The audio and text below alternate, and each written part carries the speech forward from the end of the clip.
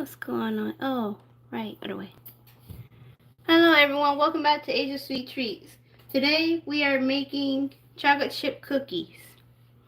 I had already prepared them last night, so I'm just getting them on the pan, ready to go in the oven. You want to make sure you have your oven at 350, and it depends on your oven. So all I'm doing is getting the dough out of the cup, well, excuse me, not cup, bowl that I had used last night. I had added granulated sugar, 1/2 cup, brown sugar, another 1/2 cup, and a stick of butter, a 1/3 cup, and shortening 1/3 cup, and then one egg, and then 1 tablespoon of vanilla, and all-purpose flour 1 cup, and a 1/2 cup. And then the baking soda is 1/2 cup, and a salt 1/2 cup as well, and then chocolate chips 1 ounce. And then I mix them all together, and then I put them in the refrigerator overnight so they can get chilled. They can start getting chilled overnight. That way I can go ahead and scoop out some of them and roll them into a ball, or scoop them out and put them onto the pan to get ready to go into the oven. So right now, as you can see, I am putting them on the pan. What you want to do is make sure you have room and make sure to spread it out, and they're not stuck together. They're not to get too close, or yes, not too close, where you have enough space. Where you have enough space to go and, well, not go, to grow. Oh, no, not grow. To spread out without touching one another. This dough may make 2 batches of cookies. If not 2, 1. Or, because this dough recipe sometimes make, give or take, 24 or so.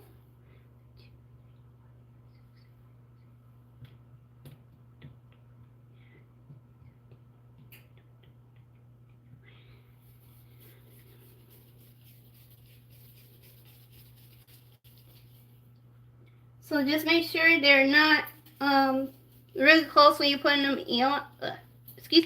Putting them on together, close together, or on the same thing.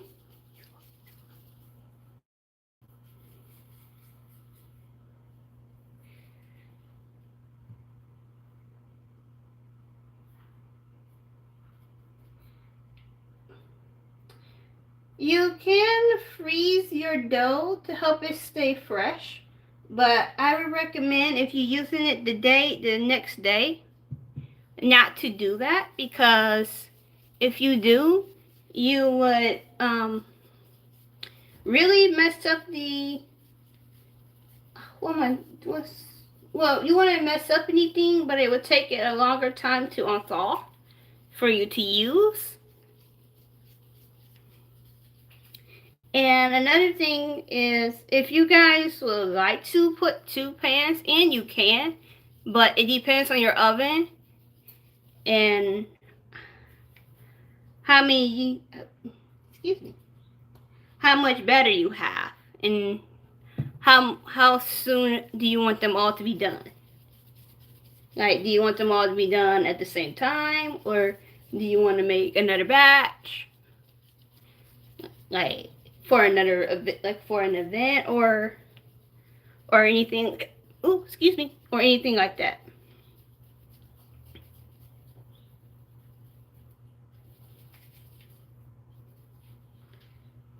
Sometimes it may take a few minutes for you to form a ball while you're baking. You might hear an echo because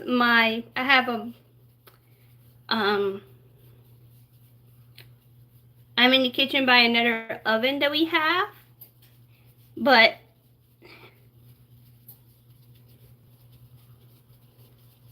give me a second. I'm almost done with the filling this one up, and then I move on to the next one. And make sure you have a pan that is a non-stick. That way it won't stick to the pan.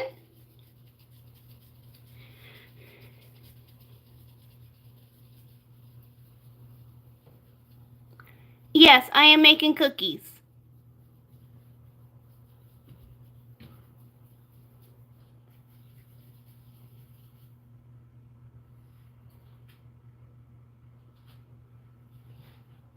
If anybody else have any questions or comments pardon me, if they would like me to read, please leave them in the comment section, and I will read them and get back to you. But please, no negative comments, guys, or else I will have to block you. Wait, yeah. Did I spread that one out good? Yes, I did. So, the reason why I'm making chocolate chip cookies is because they are one of my favorite cookies to make. They're not hard, they're not easy, but they're very simple. They're very easy. Well, they're not hard, they're not easy, but they're one of my favorite things to make during the weekends. And they just one of my favorite cookies that I came up on. I have a question, guys. What would you guys like to see me make next? Or should I do a poll for you guys to choose from?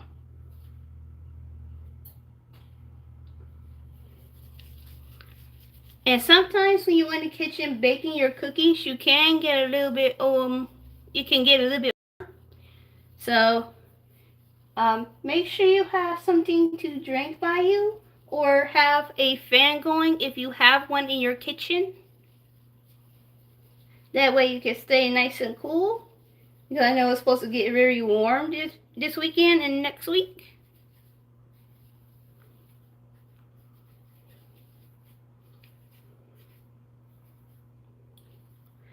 So when you make your cookies, you want to have them like this, more like a rounded shape. And then you want to make sure you have it on here. You want to make sure you put it on there, and you want to work fast, because if you don't, you start getting, they start sticking to your hands. So you want to make sure that you have enough time to work with them before they start coming off on your hands. But if it come off your hands, it's easy to come off with water and soap. But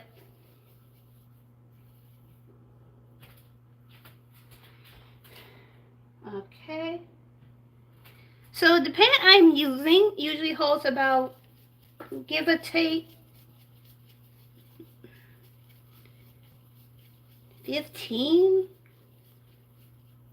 I believe, I'm not mistaken. I might have to use another pan though for the other ones. Ouch. Do anybody else have any other questions? I'd be happy to answer them for you. So when you come close to the edge, make sure you're not going too far over, because your cookies will start to spread out. And what will eventually happen with your cookies starting to spread, they might run over into one another. So you want to make sure you give them enough room to grow out. But also want to make sure, if they do for some reason go over the edge, they can expand enough to really look like a regular cookie. Just want to make sure that they are nice and spreaded, not too close and not too far from not too close to each other. Almost said too far. And make sure you line them up with the group that you have put that one under, but just not too close. So it will go like this. Yeah, I'm going to need to grab another pan because I don't think I'll have enough for the other the other little bit pieces I have left. But I will make it work until then. And if I need to, I will take care of that.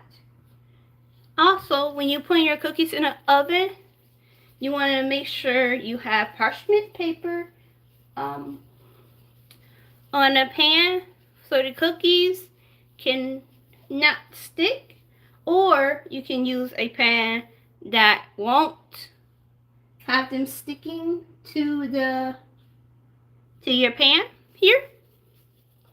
This one is a non-stick, so I'm using this one first, and then the other one I had to add parchment paper to keep the other ones from sticking.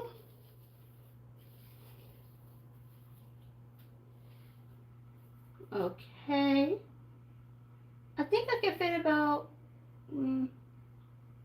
maybe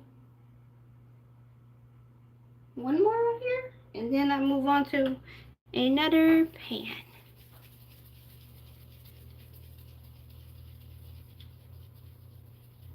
As I said earlier, guys, make sure you have enough room between them. If you can't see if they have enough space, all you need to do is take a step back and look. Like how you're measuring your cups. You can also measure your cookies that way as well. When they're in the ball, you just take a step back and take a look. And then if you see any that look like they're too close to one another, just go ahead and move them. Okay, so this batch is getting ready to go into the oven. When the timer goes off for the oven, so what I'm going to do is move that one over here until the oven's ready.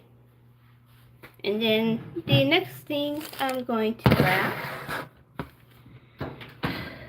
is another pan. It don't have to be, oh, excuse me, I got hiccups.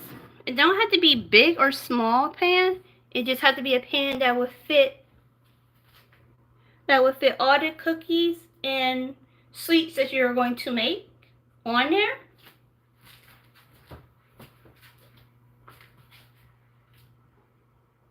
I'll show you.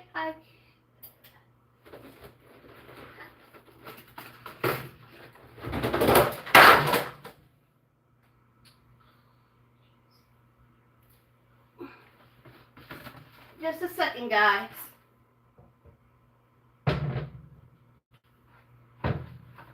I gotta take care of something before I come back over to the camera.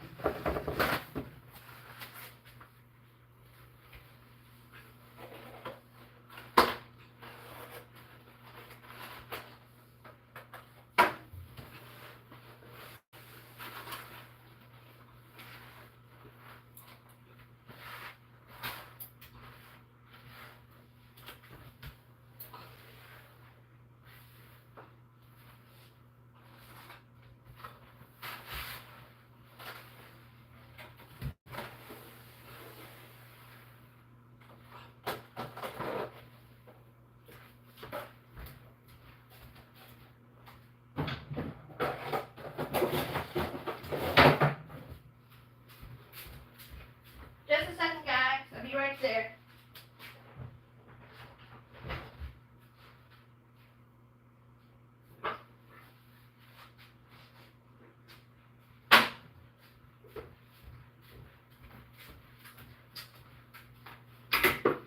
I am trying to grab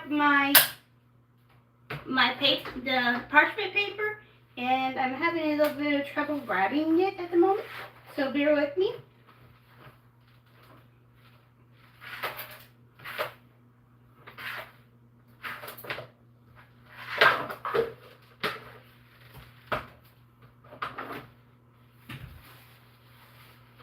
And the reason I'm trying to grab the parchment paper is because I'm trying to stop my cookies from sticking to the pan I am using. You want to make sure you're using the one that's really best for your pan, and make sure it's the right size that you're using in order for your cookies not to stick. I will show you guys in just a second.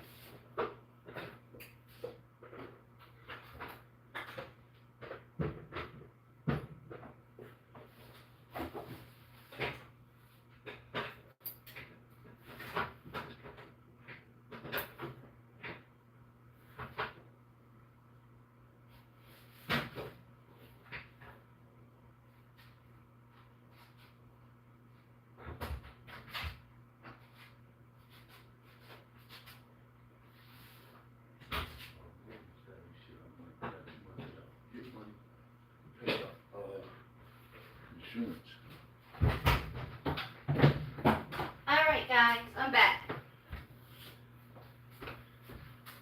So now, let me wash my hands to get the sticky stuff off.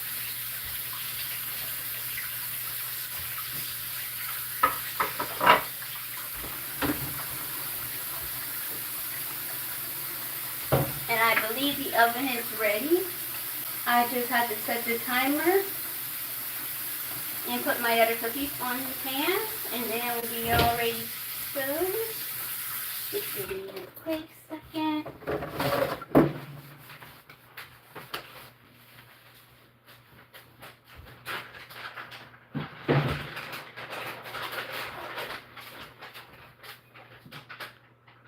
Okay. So, oh, great. Almost a little bit. Okay. So what you want to do, so the way I do this for my baking sheets, I measure out the way that it is, what's the length, and then I take it off of my pan and I rip it. And then put it down like so.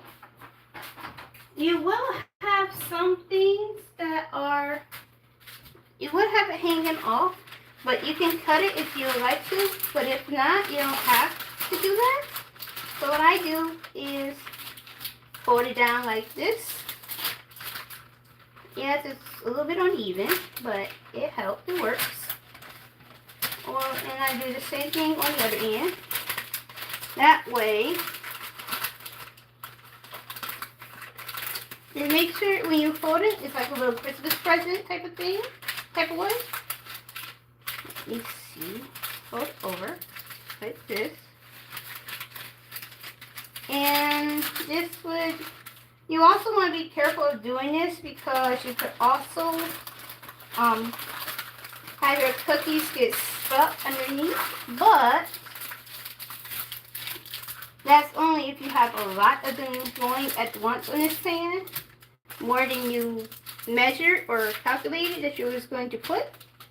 But for the amount I have left, I'm not really going to do that. So I don't think I have that to worry about.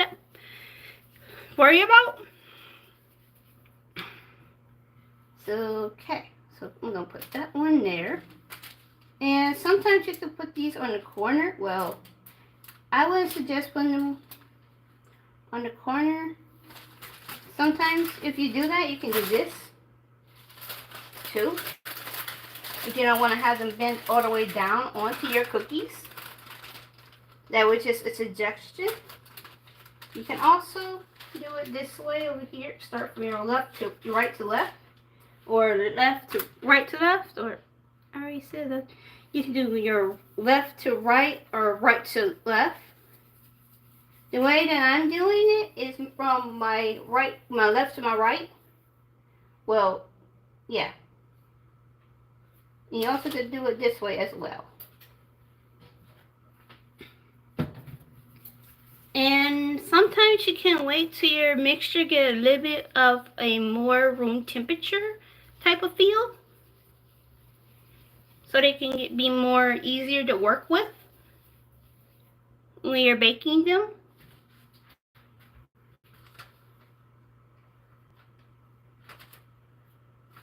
And the reason why it took me so long to come back, guys, is because I had put the baking sheet that I used in the wrong, well, not wrong area, but a spot where it was too high for me to reach.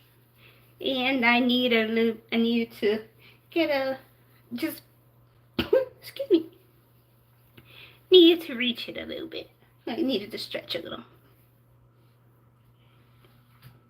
But anyway, we have our cookies and they're ready to go.